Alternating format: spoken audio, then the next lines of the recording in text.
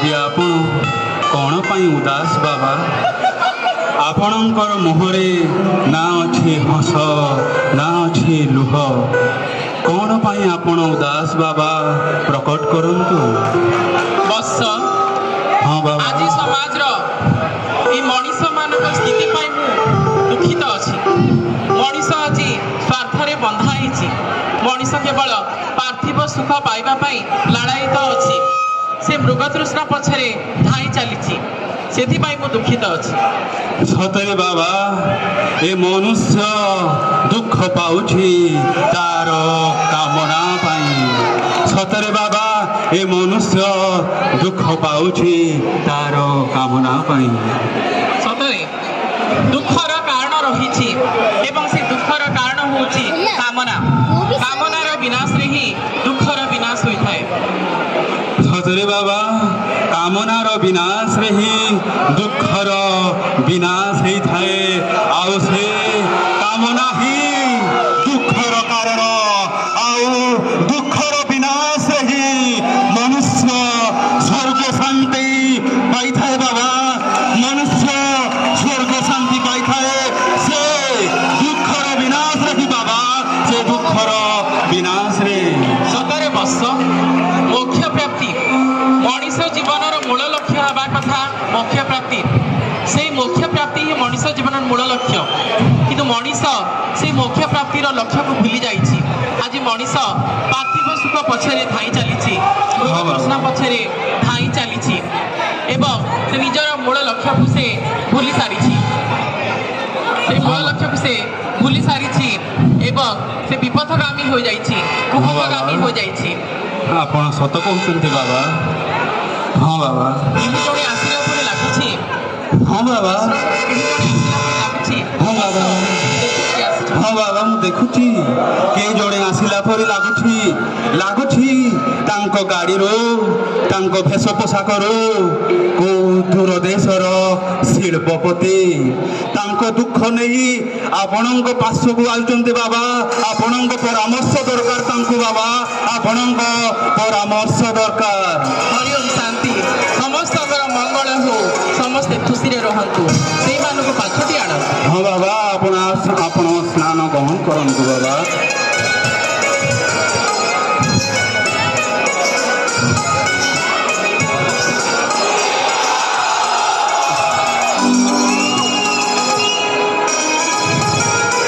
ପ୍ରଣାମ ବାବା। ଆୟୁଷ୍ମାନ ଭବ।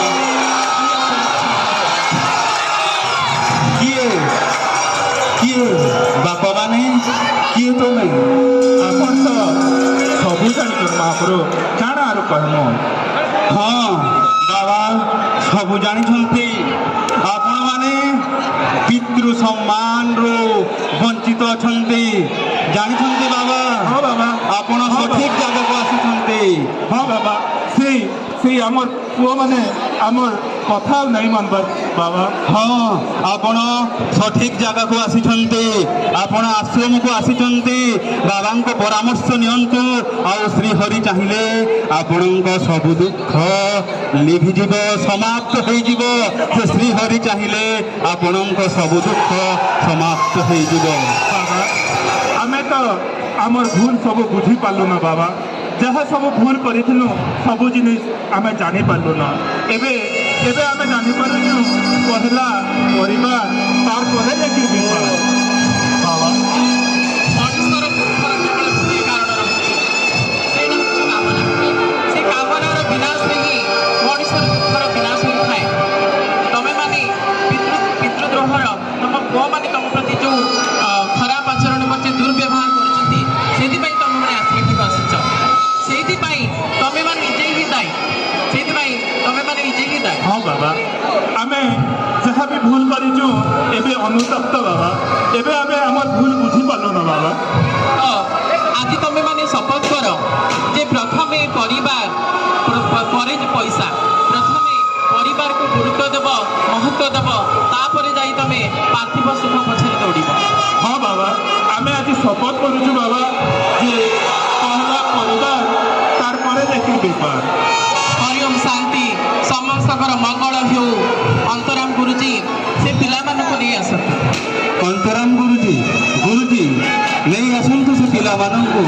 ଆସ ଆସ ଆସ ବାପାମାନେ, ଆସ ବାବାଙ୍କୁ ପ୍ରଣାମ କର, ବାବାଙ୍କୁ ପ୍ରଣାମ କର।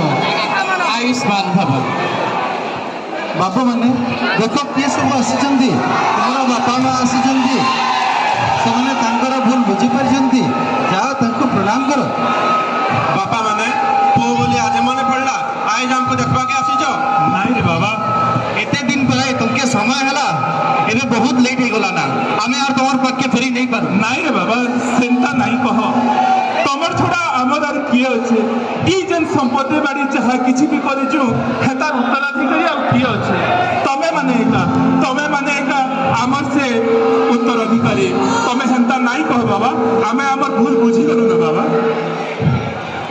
ମଣିଷ କେବଳ ପଇସା ପଛରେ ଅନ୍ଧ, ସେ କେବେ ବୁଝିପାରେ ନା ତାର ସଂସାର, ତାର ପରିବାର, ତାର ପିଲାଛୁଆ କେତେ ଅବାଟରେ।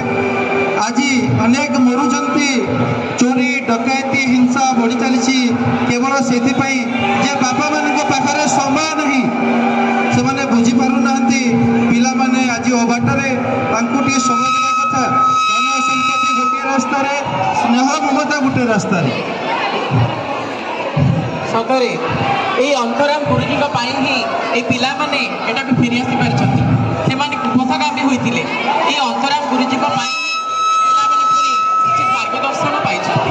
ସତରେ ବାବା, ଏ ଅନ୍ତରାମ ଗୁରୁଜୀ ଧନ୍ୟବାଦ ପାଇବାର ଯୋଗ୍ୟ। ଏ ଅନ୍ତରାମ ଗୁରୁଜୀ ଏ ପିଲାମାନଙ୍କୁ ମୃତ୍ୟୁ ମୁଖରୁ ଧରି ଆଣିଛନ୍ତି, ମୃତ୍ୟୁ ମୁଖରୁ ଧରି ଆଣିଛନ୍ତି ଆମ ପାଖକୁ, ଉଚିତ ଶିକ୍ଷା ଦେଇଛନ୍ତି ଏ ଅନ୍ତରାମ ଗୁରୁଜୀ।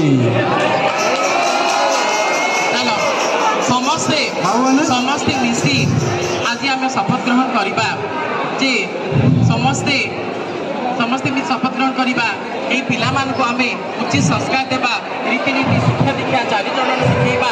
এই ପିଲାମାନଙ୍କ ଭିତରୁ କେତେକ ମହାପୁରୁଷ ପାଲଟିବେ, ଗାନ୍ଧୀ, ନେତାଜୀ ସୁଭାଷ ଚନ୍ଦ୍ର ବୋଷ, ଜବାହରଲାଲ ନେହେରୁ ପରି ମହାପୁରୁଷ ପାଲଟିବେ।